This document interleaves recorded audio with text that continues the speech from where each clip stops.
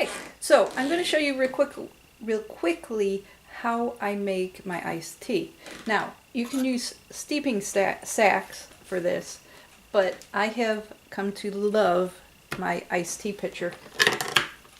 There's a lid on the top, and this is where you put your leaves. Today I've got Berry Lady Layla that I'm going to make. So I'm using Steep Tea's 1 pot of teaspoon, which is equal to about 2 tablespoons if you don't have it, but it's really convenient. Just going to fill it up. Drop it in there. Now, a pot of tea makes about 3 cups of tea. I have found with some flavors, most flavors, I can stretch that to about 4 cups. And I want to have more than just 3 cups of tea, so I'm going to do a double dose. Okay. After that, I'm going to add my water. Here's the first cup. So since I put in 2 pots of tea, I'm going to add 8 cups.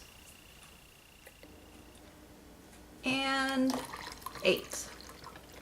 So you see with 8 cups, it gets fairly full.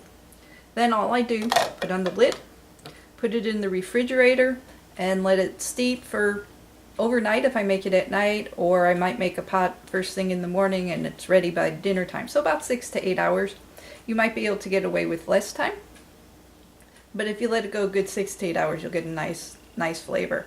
Now, one tip I've picked up, and I've tried it, it doesn't work all the time, but on some flavors they're strong enough so that when the tea you've brewed is about halfway down, you can add an extra cup or 2. Sometimes that works to get more tea out of your bag of tea.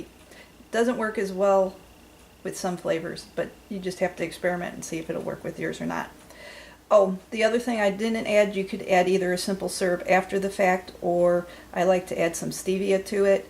For this amount, because I don't like my tea really sweet, I add about a half a teaspoon of stevia, but again, that's personal taste and you play with it.